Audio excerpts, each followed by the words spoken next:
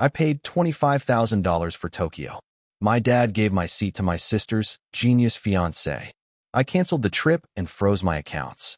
You stranded us, he screamed at the airport while Hudson clutched his arm in a sling. I never wanted to be the kind of guy who kept score, but some debts just stick with you. My name's Darren. I'm 32 years old, live in Plano, Texas, and I manage logistics for one of the biggest distribution companies in Dallas. I started out in the warehouse, pushing pallets and dodging forklifts. Now I run multi-million-dollar fulfillment projects. Not bad for a guy who used to bum rides to work. The grind taught me discipline, predictability. But the one thing I never figured out how to forecast was my family. See, about 5 years ago, my parents hit a rough patch. My dad's engineering job got outsourced. My mom's catering gigs dried up, and next thing you know, they're talking about selling their house. So I did what I thought any good son would do.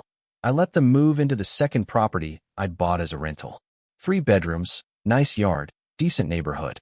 I charged them less than a third of what I could have gotten from anyone else. At first, it was temporary. They were getting back on their feet. That's what they said. But 4 years went by, and the only thing they got good at was falling behind. Rent showed up late more often than not. Sometimes not at all.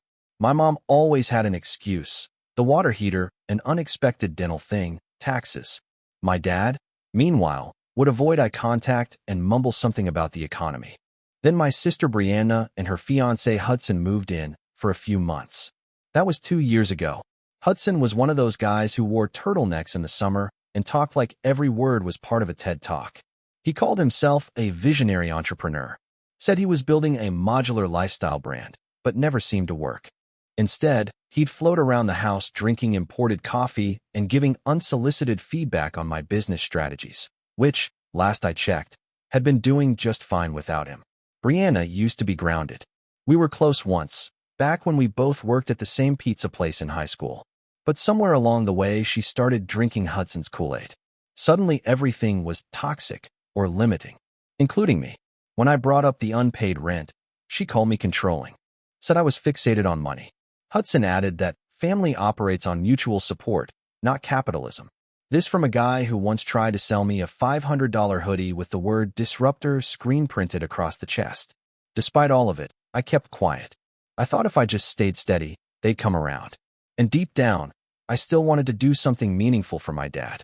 The man had his flaws, but he loved trains, bridges, architecture, all things Japan had mastered. So I booked them a retirement trip. Business class, 10 days in Tokyo. Hotel, tours, everything included. Cost me nearly 25 grand. It was my way of reminding them who I was. Not the walking wallet they saw, but their son. The one who showed up even when they didn't. I didn't know it then, but that trip would change everything. Just not in the way I imagined. The night I told them about the trip, I expected joy. Gratitude, maybe. Something close to that warm family feeling I kept chasing. Instead, I got Hudson. We were all at dinner. Me, Mom, Dad, Brianna, and of course, Hudson, who showed up 20 minutes late wearing some kind of flowy linen shirt that looked like it belonged in a pirate movie. I'd booked a quiet little Italian place near downtown. Thought it would be nice to break the news over pasta and wine. I waited until dessert. Raised my glass. Dad, I said, you've worked your whole life and given us everything. So I got you and Mom something special. 10 days in Japan. Business class. You'll land in Tokyo the day after your retirement. For a moment, there was silence. Then Dad's eyes widened.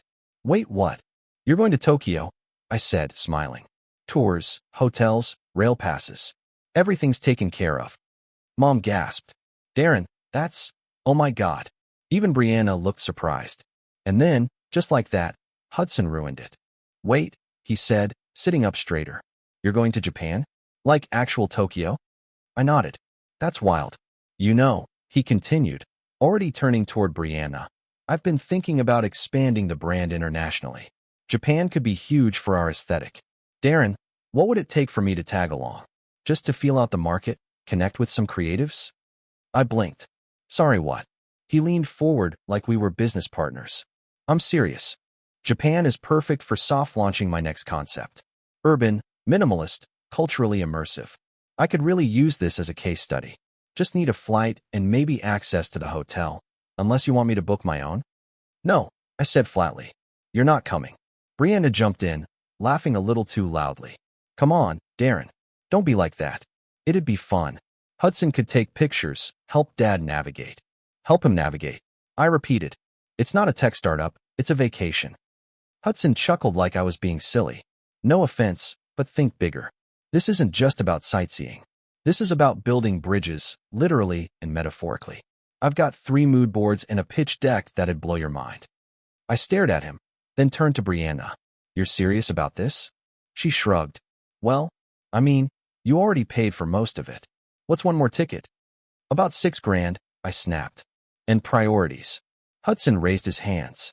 Whoa, just trying to seize an opportunity, man. No, you're trying to freeload your way across the world on a trip meant for our parents. Hudson's face twitched. You always assume the worst. No, I said calmly. I've just learned from experience. The table went quiet after that.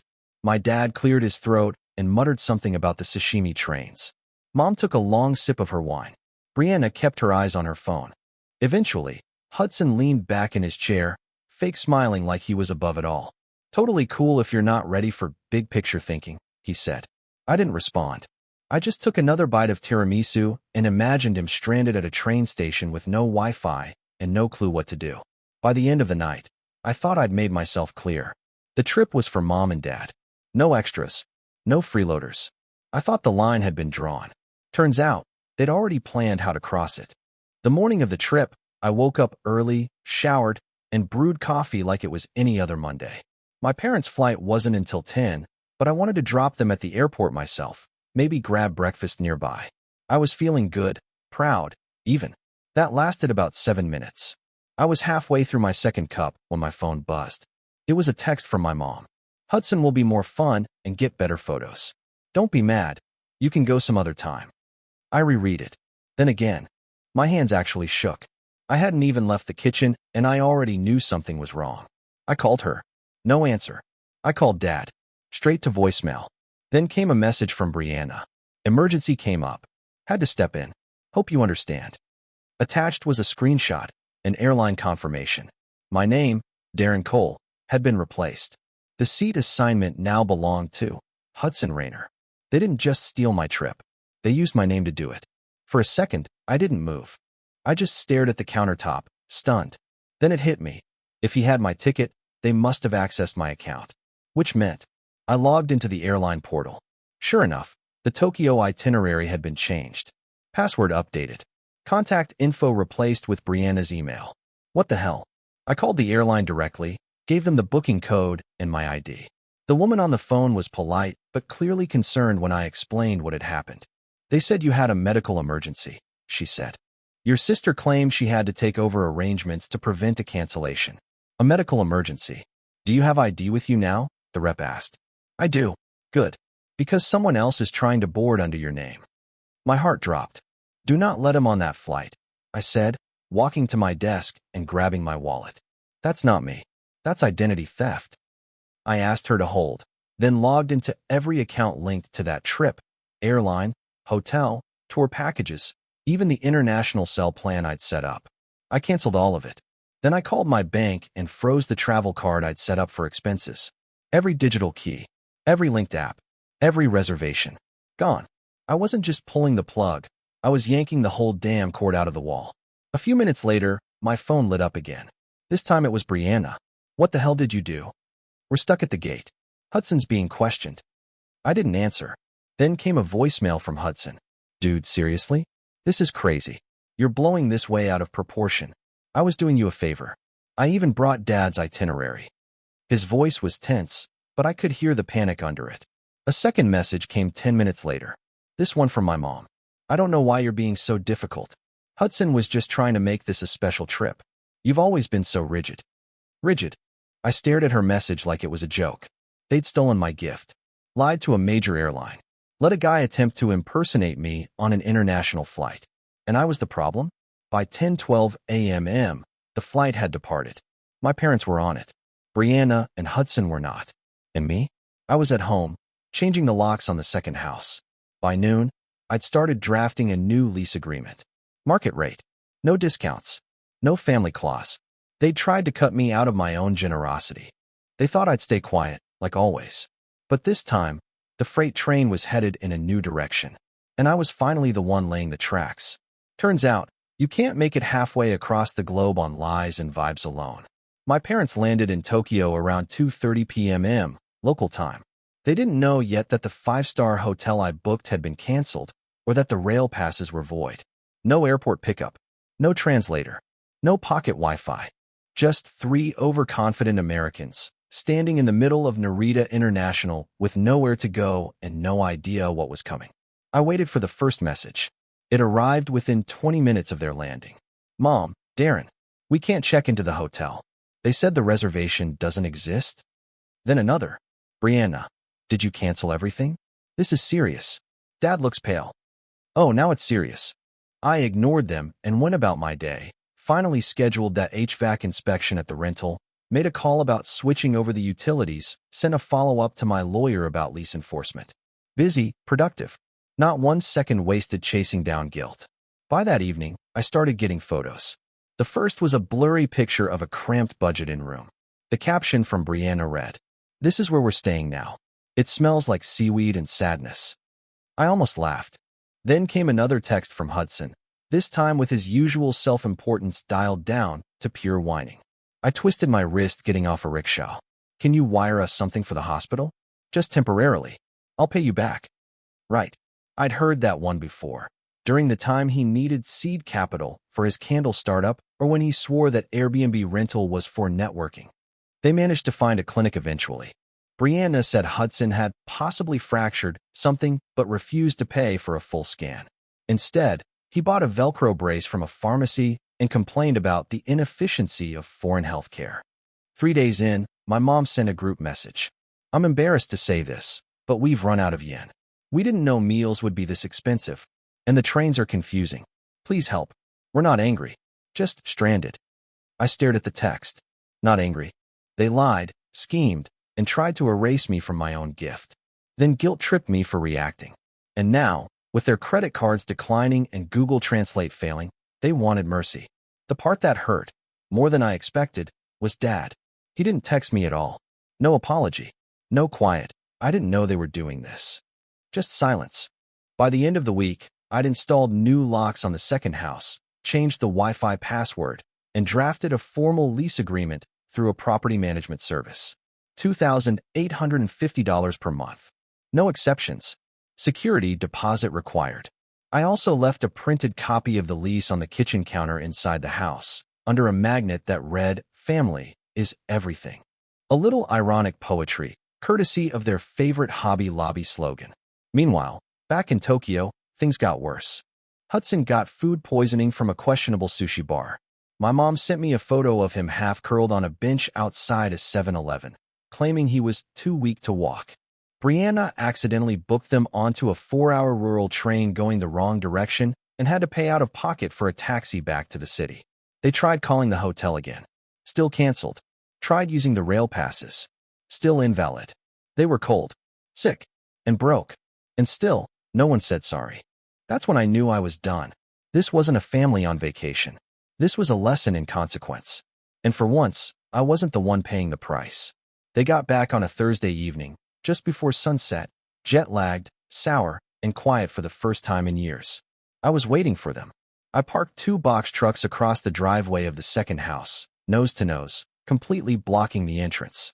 I stood beside them in jeans and a zip-up hoodie, sipping coffee, like I was watching a car auction instead of orchestrating the final act of a 4-year farce. The SUV rolled in slowly. My dad was driving. Mom in the passenger seat. Brianna and Hudson in the back, looking like they'd been dragged through a vending machine. Hudson wore a wrist brace and a grimace like someone owed him sympathy. My mom looked like she'd aged 10 years. They pulled up to the curb, confused at first. Then my mom stepped out. "Darren," she said with this forced smile, like we were still pretending. "We need to get inside. Can you move these trucks?" I shook my head. "Nope." Hudson got out next. "Dude, come on. This is petty."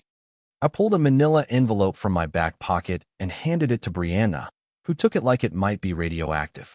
"What is this?" she asked. "New lease," I said. "Effective immediately. Market rate. $2,850 a month. First and last due up front, plus a $1,000 security deposit. My mom's mouth dropped open. You can't be serious. Dead serious, I said. You don't get to squat in my house anymore. This is business. Brianna flipped through the pages, her voice rising. Are you kidding me? We just got back. We have nothing. That's not my problem, I said flatly. You made sure I wasn't part of this family, remember? So now I'm not. My dad finally stepped forward. His voice was gravel. Son, you're being excessive. You've made your point. Have I? I looked him straight in the eye. Because I don't think you understand. You all tried to erase me. Not just from a trip, from my own generosity. And when I stopped playing along, you treated me like a villain. My mom walked over, pleading. We messed up, okay? It got out of hand. But you don't need to do this. We're family. No, I said. You disowned me the second you told me I'd be more rigid than Hudson. The second you watched him try to impersonate me at an airport and said nothing. You don't get to play the family card now. Brianna's face flushed red. You're just bitter. No. I'm clear, I said. Clear that this house isn't free anymore. Clear that respect isn't optional. And crystal clear that I'm done enabling entitled freeloaders.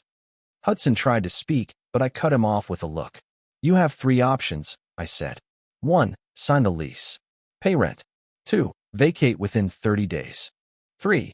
Wait for the formal eviction notice, which is already printed and ready. I nodded at the second envelope under my arm. They stood there for a few more seconds, stunned into silence. Nobody moved. Finally, I stepped aside and motioned toward the trucks. These go back in 2 hours. You've got until then to decide what kind of people you want to be. I turned and walked toward my car, leaving them standing in the amber glow of a Texas sunset, surrounded by their own disappointment. It was the first time in years I wasn't the one trying to fix anything, and it felt like freedom. They didn't sign the lease. They didn't move out. They just waited, like always, assuming I'd eventually cave. That was their first mistake. On Monday, I filed a formal eviction notice through my property management attorney. By Thursday, they were served.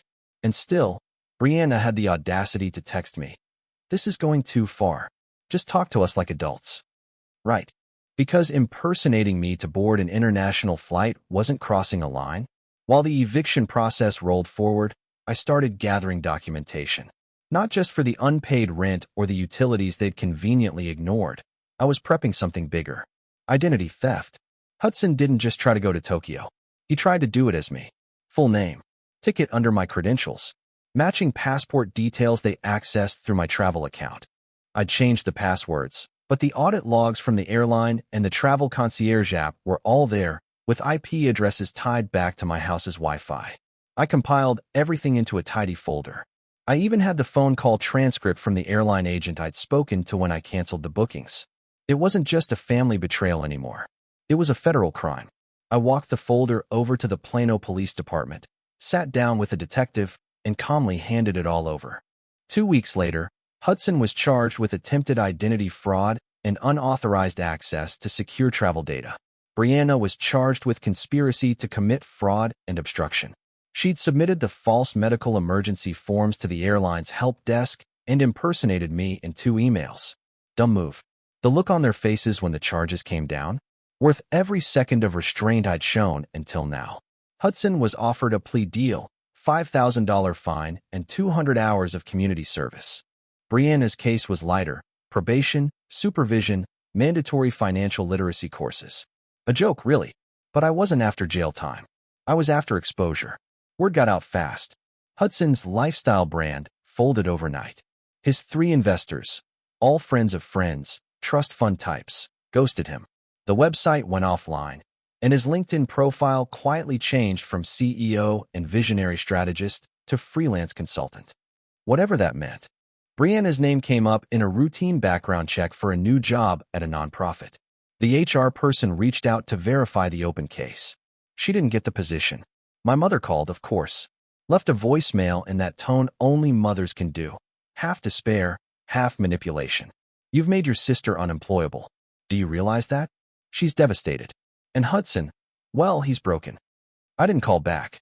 Instead, I mailed a printed copy of the police report to the second house with a note clipped to the top. You brought this on yourselves. The eviction clock kept ticking. I kept everything official. Through the courts, no drama. A formal notice was nailed to the door after 30 days. They had 7 to vacate. They didn't. So I showed up with a locksmith and a sheriff's deputy on the 8th day. The place was already half empty. Looked like they'd packed in a hurry. Dishes still in the sink, laundry baskets full of unfolded clothes. One of Hudson's cracked whiteboards left propped against a wall, scribbled with phrases like authenticity is currency and disruption, discipline. Right. They were gone by sundown. No goodbye, no apologies, just silence. But I didn't need their words anymore. I had the one thing they couldn't fake, finesse, or guilt trip away: legal consequence. And with that, for the first time in years, they were the ones left out in the cold. Not me. It's been 5 months since the Tokyo ambush. Funny how fast people disappear when they can't take from you anymore. The house is quiet now. Peaceful. No more calls about late rent. No more texts about emergencies that somehow always involve me paying for something. Just space. Actual, emotional, and otherwise. I've filled that space well. Work's been steady. I'm managing 2 new fulfillment sites across Texas, and I'm finally using my vacation time. I spent a week in Oregon hiking by myself, and another in Chicago with Melanie, the systems engineer I met on a vendor call. She's sharp, straightforward, and allergic to drama. We get along fine. One night in June, I got a call from my cousin Troy. He's cool. Always stayed out of the family mess. Hey, he said. Thought you should know. Brianna and Hudson are staying at Aunt Denise's now. I raised my eyebrows. Seriously? Yeah. Lasted about a week before Denise started texting me asking if I had space. Let me guess. Temporary until they stabilize. Troy laughed. Exactly. Apparently, Brianna and Hudson had burned through every couch in North Texas. Cousins, old college friends, even Hudson's podcast co-host, all tapped out. Nobody wanted freeloaders with legal baggage and no income. My parents, for what it's worth, had stayed quiet. Until this week. It started with a card in the mail. Plain white envelope, no return address, my name written in my mom's careful cursive. Inside was a note. Just one line. Dad needs surgery. We don't know what else to do. No guilt. No manipulation. Just desperation. I sat with it for a while. Thought about tossing it. Thought about letting it sit unanswered. But then I remembered the man my dad used to be, before all the silence. Before he chose comfort over courage. So I called the hospital, confirmed the situation, and sent $3,000 directly to the billing department. No middleman. No check to the house. Just the minimum needed to move the surgery forward. That night, my phone buzzed. Dad, thank you. I didn't expect that. I typed back. This isn't forgiveness. It's closure. He didn't respond. I didn't expect him to. 2 days later, they showed up at my place. Not to fight, just to talk. They stood on the porch like tenants who'd returned the keys but still wanted to peek inside. My mom spoke first. We didn't come to argue, she said. We just wanted to say thank you. My dad nodded slowly. He looked older. Quieter. Brianna wasn't with them. Neither was Hudson. I stood in the doorway, arms crossed. I meant what I said in the text. I told my dad. That money wasn't an olive branch. It was just what was right. My mom looked like she wanted to say more, but she didn't. They stood there a few moments longer, then turned to go. As they walked away, I could feel it, the hope they carried. That maybe, just maybe, this was a first step toward reconciliation. But it wasn't. Not for me. I didn't slam the door. I didn't rage. I just watched them disappear into the street like smoke. Because I knew what they didn't. I'd already said goodbye. Not in words, but in action. I was done being the foundation for people who only showed up to take. Now, finally, I was building something for myself. And this time, no one could hijack the blueprint.